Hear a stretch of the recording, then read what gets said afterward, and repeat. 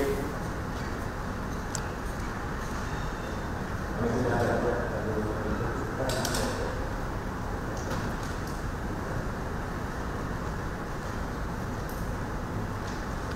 saya membacakan satu halaman. Saya sebagai pengantar. Saudara-saudara yang terhormat, ini tadi jam 10 baru saja Presiden Republik Indonesia yang didampingi oleh Menko Polhukam dan saya dan Mensesnek menerima 7 orang anggota TP3 yang dipimpin oleh, kedatangannya dipimpin oleh Pak Amin Rais, tapi pimpinan TP3-nya itu sendiri adalah Abdullah Hamahua. 7 orang tadi yang datang, Pak Amin Rais, Pak Abdullah Hamahua, kemudian Pak Marwan Batubara, kemudian ada Kiai Muhyiddin. Dan yang 3 karena pakai masker kita nggak tahu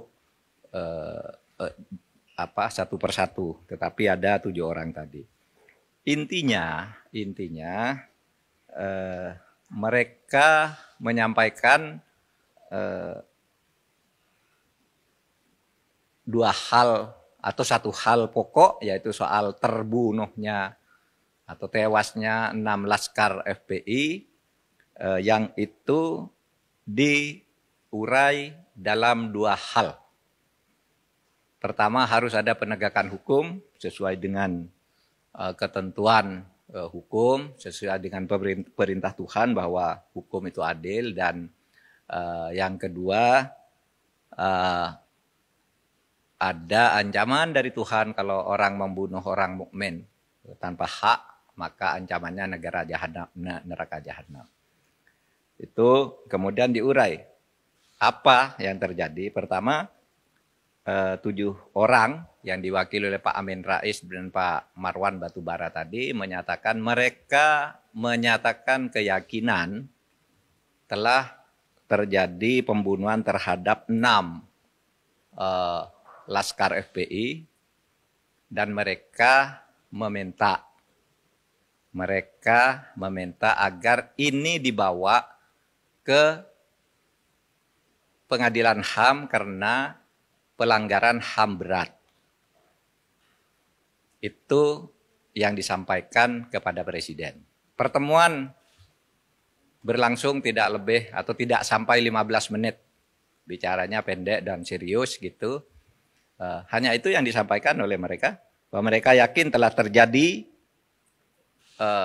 pembunuhan yang dilakukan dengan cara melanggar HAM berat. Bukan pelanggaran HAM biasa, sehingga 6 laskar FPI itu meninggal. Lalu Presiden menyatakan bahwa Presiden sudah minta Komnas HAM bekerja dengan penuh independen dan menyampaikan kepada Presiden apa yang sebenarnya terjadi dan apa yang seharusnya dilakukan oleh pemerintah. Dan Komnas HAM itu sudah memberikan laporan dan 4 rekomendasi. 4 rekomendasi itu sepenuhnya sudah disampaikan kepada Presiden agar diproses secara transparan, adil, dan bisa dinilai oleh publik. Yaitu bahwa temuan Komnas HAM yang terjadi di Cikampek, Tol Cikampek kilometer 50 itu adalah pelanggaran HAM biasa. Pak Marwan Batubara tadi mengatakan mereka yakin 6 orang ini adalah warga negara Indonesia. Oke, kita juga yakin. Mereka adalah orang-orang yang beriman, kita juga yakin. Dan mereka juga yakin, Pak Marwan Batubara, telah terjadi pelanggaran HAM berat. Saya katakan, pemerintah terbuka. Kalau ada bukti mana pelanggaran HAM beratnya itu, mana sampaikan sekarang. Atau kalau enggak nanti sampaikan menyusul kepada Presiden. Bukti, bukan keyakinan. Karena kalau keyakinan kita juga punya keyakinan sendiri-sendiri bahwa peristiwa itu dalangnya si A, si B, si C. Kalau keyakinan. Tapi Komnas HAM sudah menyelidiki sesuai dengan kewenangan undang-undang, enggak ada. Apa? Pelanggaran HAM berat itu 3 syaratnya. 1, dilakukan secara terstruktur.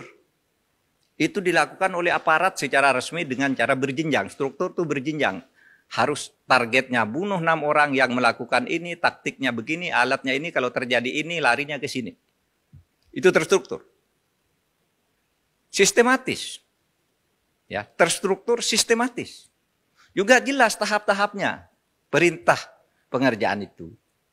Itu pelanggaran HAM berat. Masif. Menimbulkan korban yang meluas. Kalau ada bukti itu, mari bawa. Kita adili secara terbuka. Kita adili para pelakunya berdasar Undang-Undang nomor 26 tahun 2000. Nah, saya sampaikan begitu, tadi silahkan kami menunggu. Terbuka. Dan saya katakan, TP3 bukannya juga sudah diterima oleh Komnas HAM, diminta mana buktinya? Secuil saja. Bahwa ada terstruktur sistematis dan masifnya. Tidak ada tuh, ada di berita acaranya bahwa TP3 sudah diterima, tapi tidak ada, hanya mengatakan yakin. Nah, kalau yakin tidak boleh, karena kita punya keyakinan juga banyak pelakunya ini, pelakunya itu, otaknya itu, dan sebagainya. Yang membiayai itu juga yakin kita, tapi kan tidak ada buktinya. Oke, nah akhirnya ingin saya katakan bahwa sejak peristiwa ini meletus, masyarakat sudah mulai muncul agar dibentuk TGPF. Tim Gabungan Pencari Fakta. Ada yang minta pemerintah membentuk, ada yang tidak percaya pemerintah. Jangan pemerintah, nanti itu bohong itu hasilnya.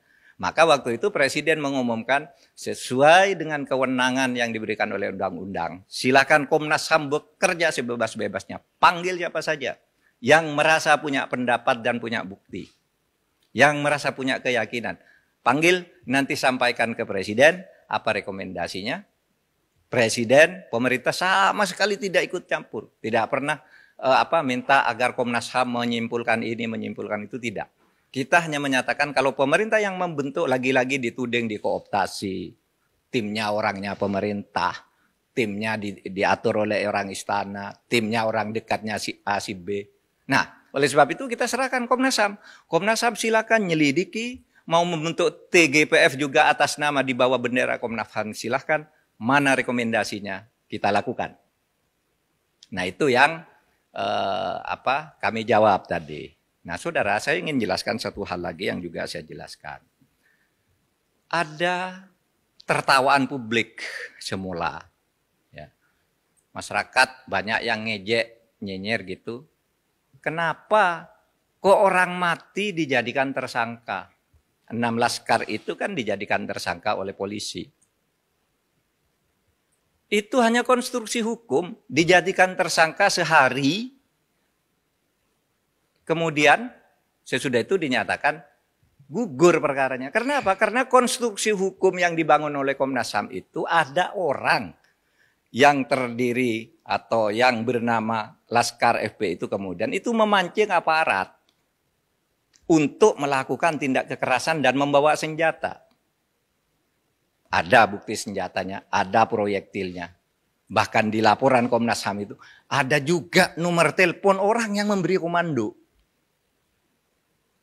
Siapa? Gitu. Nah, oleh karena sekarang 6 orang terbunuh ini yang kemudian menjadi tersangka, dicari pembunuhnya, maka dikonstruksi dulu. Dia tersangka karena dia memancing aparat untuk melakukan tindak kekerasan dengan membawa senjata. Nah, sesudah itu baru siapa yang membunuh 6 orang ini, yang memancing ini. Nah, baru ketemu 3 orang polisi. Yang ditemukan oleh Komnas HAM itu 3 orang. Nah, sesudah ini ditemukan konstruksi hukumnya, baru 6 orang itu diumumkan oleh polisi, perkaranya gugur. Dalam bahasa yang sering umum disebut SP3, tapi tidak usah SP3. Itu cukup dikatakan perkaranya gugur sesuai dengan ketentuan undang-undang bahwa tersangka yang sudah meninggal, perkaranya gugur. Cukup, selesai perkaranya gugur. Lalu siapa yang membunuh 6 orang ini? Kita buka di pengadilan. Nah, kita minta ke TP3 atau siapapun yang punya bukti-bukti lain. Kemukakan di proses persidangan itu. Sampaikan melalui Komnas HAM kalau ragu terhadap polisi. atau kejaksaan, sampaikan di sana. Gitu. Tapi kami melihat yang dari Komnas HAM itu sudah cukup lengkap. Assalamualaikum warahmatullahi wabarakatuh.